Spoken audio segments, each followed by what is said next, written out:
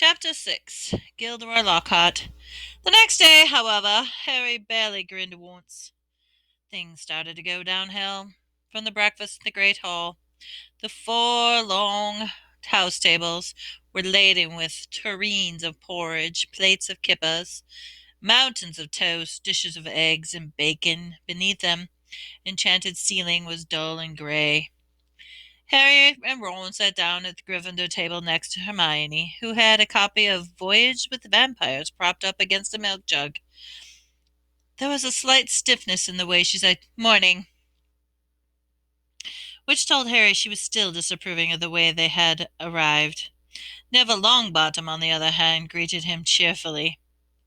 With the worst Neville Longbottom was a round-faced, accident-prone boy with the worst memory Harry had ever met. "Mail's due any minute. I think Gran's sending me a few things I forgot." Harry had only just started his porridge when, sure enough, there was a rushing sound overhead, and 100 or so owls streamed in, circling the hall, dropping letters and packages onto his chattering crowd. With big lumpy package bounced off of Neville's head, and a second later something large and grey fell into Hermione's jug, spraying them all with milk and feathers. "Errol," said Ron, pulling the bedraggled owl out of the feet by his feet. Errol slumped unconscious onto the table. His legs were in the air, damp with a red envelope at his beak. "Uh-oh," Ron gasped. "Is it all right? Is he still alive?" "It's all right. He's still alive," said Hermione, prodding Errol gently with the tip of her fingers. "It's not that. It's that." Ron was pointing to a red envelope that looked quite ordinary to Harry, but Ron and Neville were both looking at it as though it expected it to explode. "What's the matter?" said Harry. "She sent me a howler," said Ron faintly. "You'd better open it, Ron," said Neville in a timid whisper. "It'll be worse if you don't.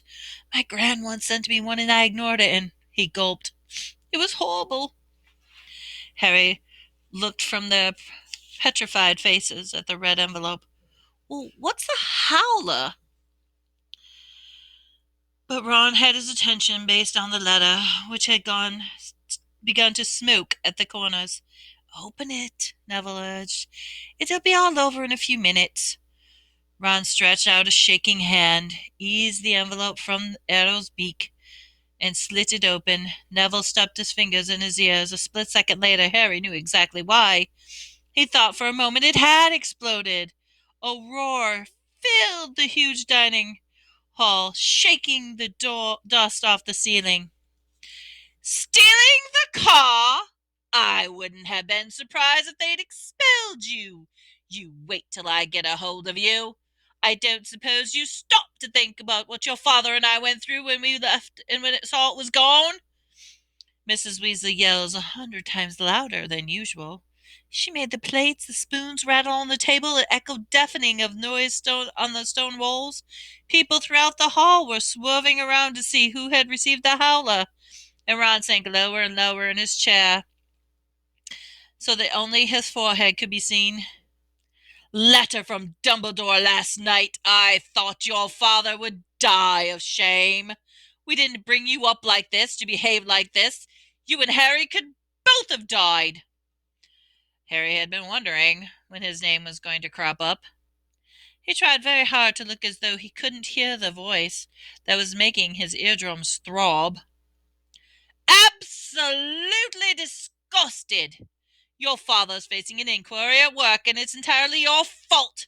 And if you put another toe out of line, we'll bring you straight back home." A ringing silence fell. The red envelope, which had dropped from Ron's hand, burst into flames and curled into ashes. Harry and Ron sat stunned through the tidal wave that had just passed over them. A few people laughed, and gradually the babble of talk broke out again. Hermione closed Voyagers and Vampires and looked down at the top of Ron's head. "Well, you didn't know. I don't know what you expected, Ron, but you—" "Don't tell me I deserved it," snapped Ron. Harry pushed his porridge away.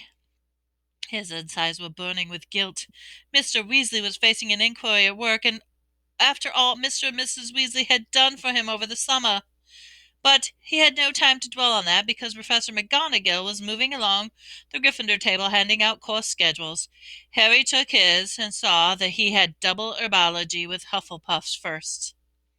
Harry, Ron, and Hermione left the castle together, crossed the vegetable patch, and made it to the greenhouse where the magical plants were kept. At least the Howler had done one good thing. Hermione seemed to think they had now been punished enough, and was perfectly friendly again. As they neared the greenhouse, they saw the rest of the class standing outside waiting for Professor Sprout. Harry, Ron, and Hermione only had them just joined them, when here comes striding a view in the lawn, accompanied by Gilderoy Lockhart. Professor Sprout's arms were full of bandages, and with another twinge of guilt, Harry spotted the whomping willow in the distance with several branches on its slings. Oh, Professor Sprout was a squat little witch who wore a patched hat over her flyaway hair. There was usually a large amount of earth in her clothes, and her fingernails would have made Aunt Petunia faint. Gilderoy Lockhart, however, was immaculate in sweeping robes of turquoise, his golden hair shining under the perfectly positioned turquoise hat with gold trimming. "Oh, hello there," he called, beaming around at the assembled students. "Just showing Professor Snape the right way to doctor a Whomping Willow. But I don't want you running away with your idea that I'm better at herbology than she is. I just happen to have made met several of these exotic plants on my travels. Greenhouse 3 today, chaps," said Professor Sprout, who was looking distinctly disgruntled, not at all her usual cheerful self. There was a murmur of interest. They all had never worked in only Greenhouse 1 before. Greenhouse 3 has far more interesting, dangerous plants. Professor Sprout took a large key from her belt and unlocked the door. Harry caught a whiff of damp earth and fertilizer mingling in with the heavy perfume of some giant umbrella-sized flowers dangling from the ceiling. He was about to follow Ron and Hermione inside, and Lockhart's hand shot out. "Harry! I've been wanting the word. You don't mind if he is a couple minutes late, do you, Professor Sprout?" Judging by Professor Sprout's scowl, she did mind, but Lockhart said, "That's the ticket," and closed the greenhouse door. "Harry," said Lockhart, his large white teeth gleaming in the sunlight, and he shook his head. "Harry, Harry, Harry." Completely nonplussed, Harry said nothing. "When I heard, well, of course, it was my fault. I could have kicked myself." Harry had no idea what he was talking about, or he was about to say so when Lockhart went on, "Don't you know I've been more shocked at flying car at Hogwarts? Well, of course, I knew once you've done it, stood out a mile. Harry, Harry, Harry." It was remarkable how he could show every one of his brilliant teeth, even when he wasn't talking. "I gave you a taste of publicity, didn't I?" said Lockhart. "Gave you the bug, and now you've got on the front page with the paper with me, and you couldn't wait to do it again." "Oh, no, Professor C. Oh, Harry, Harry, Harry," said Lockhart, reaching out, grasping his shoulder. "I understand. Natural to want to be a bit more once you had that first taste. And I blame myself for giving you that. And of course, it was bound to go to your head. But you see here, young man, you can't start flying cars and try to get yourself noticed. Just calm down, all right? Plenty of time for all that when you're older. Yes, yes, I know what you're thinking. It's all right for him, but he's internationally famous wizard already. But when I was 12, I was just as much of a nobody as you are now. In fact, I'd say I was even more of a nobody. Have heard. A few people have heard of you, haven't they? And all the business with he who shall not be named." He glanced at the lightning scar on Harry's forehead. I know. It's not quite good as winning with Weekly's Most Charming Smile Award 5 times in a row as I have. But it's a start, Hattie. It's a start.